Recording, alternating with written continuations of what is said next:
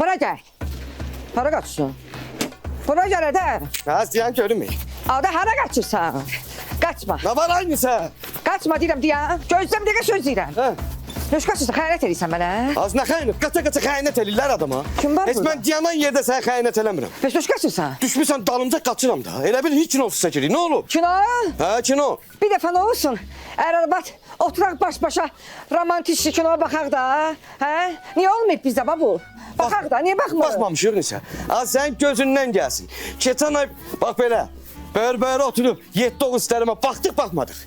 7 oğul istərəm. Aa, 7 oğul istərəm benim romantik kinodur. Film özü romantik olmaya bilər.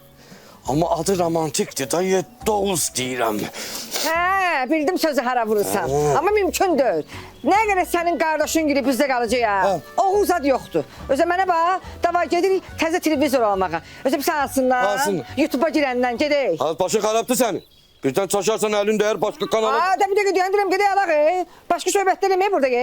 Əflus gir ala bilir, mən ala bilmirəm. Nəyə məşqidir? Nəyinə? Nəyinə alım aynısı.